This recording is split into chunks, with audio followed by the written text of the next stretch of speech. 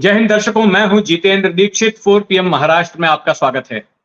दर्शकों, महाराष्ट्र में प्रमुख विपक्षी गठबंधन महाविकास आघाड़ी को झटके दर झटके लग रहे हैं। पहले झटका लगा जब कांग्रेस छोड़कर मिलिंद देवड़ा ने शिंदे गुट वाली शिवसेना ज्वाइन कर ली।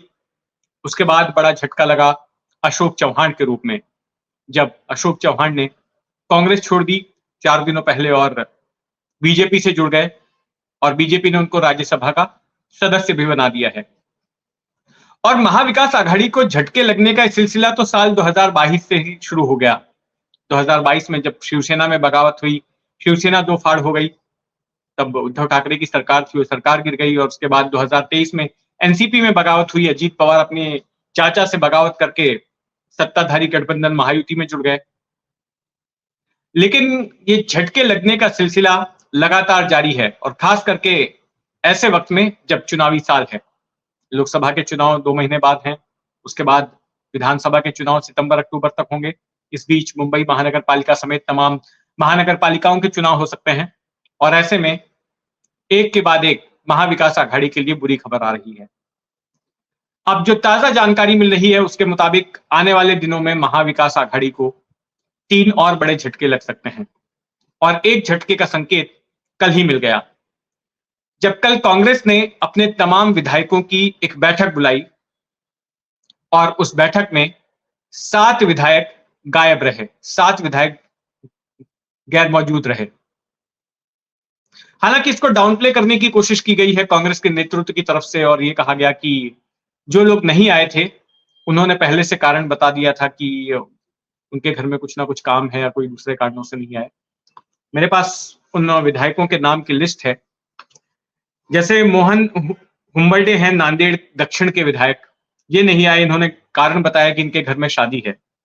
फिर माधवराव जवलगांवकर, ये हदगांव के विधायक हैं, उन्होंने कहा कि मैं व्यक्तिगत कारणों से नहीं आ सकता।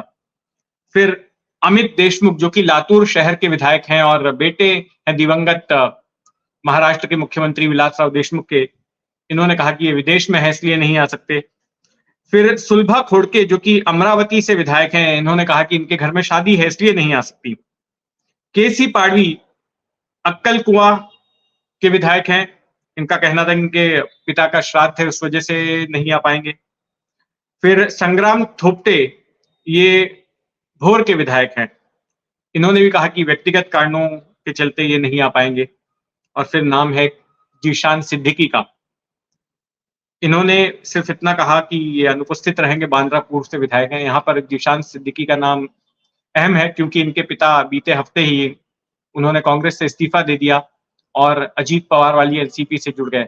और इनके बारे में भी ये बताया जाता है कि जीशान सिद्दीकी भी जल्द ही पार्टी को नमस्ते करने वाले हैं और ये भी एनसीपी में जा सकते हैं। ये बैठक में इन विधायकों का ना आना इसलिए अहमियत रखता है क्योंकि अशोक चौहान के पार्टी छोड़ने के बाद में ये चर्चा काफी गर्म है कि कई और भी विधायक उनके साथ जा सकते हैं बीजेपी के खेमे में। और ये जो नाम है, इनमें से ज्यादातर नाम अशोक चौहान के वफादार हैं, अशोक चौहान के लॉयलिस्ट हैं। अशोक चौहान के बारे में बताया जाता है कि वो खुद तो नांदेड़ से आते हैं, लेकिन मराठवाड़ा और विदर्भ की कम से कम 12 से 14 सीटों पर अपना प्रभाव रखते हैं, और आने वाले वक्त में इन सीटों पर इन इलाकों के नेता उनके पीछे पीछे बीजेपी में आ सकते हैं। तो अगर ऐसा होता है तो फिर ये एक बड़ा झटका लगेगा, क्योंकि इससे पहले महाविकास आघाड़ी के 2 घटक दलों में बगावत हो चुकी है। दोनों दल कमजोर हो चुके हैं, शिवसेना और एनसीपी, और अब कांग्रेस के साथ ही वही सिलसिला शुरू हो चुका है। तो कुल मिलाकर महाराष्ट्र में विपक्ष इस वक्त बेहद कमजोर हालत में है। तो ये एक बड़ा झटका है। दूसरा बड़ा झटका है महाविकास आघाड़ी के घटक दल ठाकरे गुट को लगा, जब बबन राव घोलप, जो कि 5 बार से विधायक रहे हैं शिवसेना के और नासिक के करीब देवलाली विधानसभा सीट से ये चुने गए हैं, 1990 से लेकर 2014 तक ये लगातार विधायक चुने जाते रहे, एक दिग्गज नेता है। तो इन्होंने भी अब ठाकरे सेना से अपना इस्तीफा दे दिया है, और इनके बारे में बताया जा रहा है कि ये एकनाथ शिंदे वाली शिवसेना के साथ में जुड़ जाएंगे।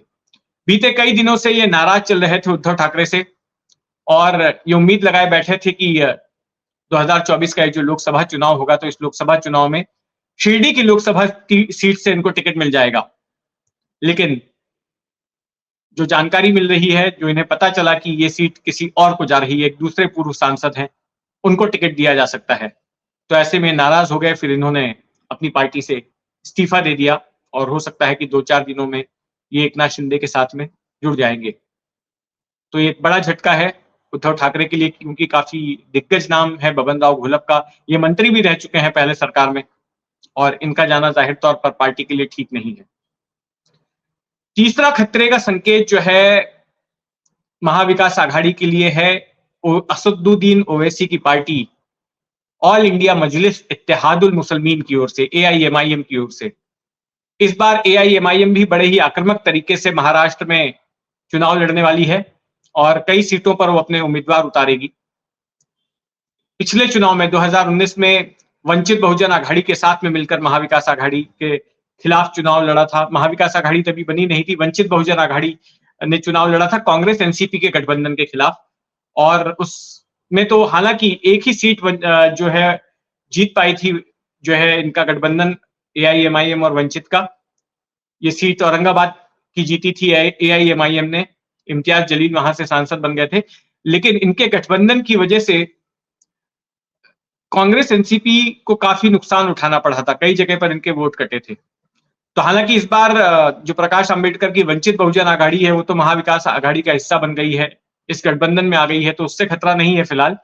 लेकिन AIMIM जो अपने उम्मीदवारों को उतारेगी, तो ऐसे में कांग्रेस और शरद पवार वाली NCP के लिए ये खतरे की घंटी है, क्योंकि MIM के उम्मीदवार उनके वोट काट सकते हैं। और इम्तियाज जलील ने ये स्पष्ट किया है कि वो खुद इस बार शायद औरंगाबाद की सीट से, संभाजी नगर की सीट से चुनाव नहीं लड़ेंगे और मुंबई से अपनी किस्मत आजमा सकते हैं। नॉर्थ मुंबई की सीट, जहां पर इस वक्त भाजपा के गोपाल शेट्टी सांसद हैं, उस सीट से वो चुनाव लड़ सकते हैं। वहां पर कुछ फीसदी मुस्लिम पॉपुलेशन भी है। अब बात ऐसी है कि उनको इसलिए लग रहा है कि वहां पर से उनकी जीत हो सकती है, क्योंकि वहां पर शिवसेना ठाकरे गुट की ओर से भी कोई उम्मीदवार उतरेगा। ऐसे में जो हिंदू वोट हैं वो बढ़ सकते हैं, इनको लगता है, और फिर ये वहां से मैदान मार सकते हैं। इस तरह की इनकी रणनीति वहां पर बनी हुई है। तो अभी तक हालांकि MIM की तरफ से कोई लिस्ट आई नहीं है और ना ही ये स्पष्ट हुआ है कि वो क्या किसी पार्टी के साथ यहाँ गठबंधन करेंगे। लेकिन इम्तियाज जलील का ये बयान जरूर जो है खतरे की घंटी है महाविकास आघाड़ी के लिए। तो देखते हैं आगे किस तरह की सियासी हलचल महाराष्ट्र की राजनीति में होती है।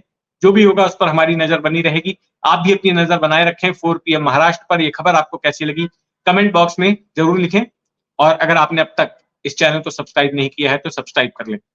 जय हिंद।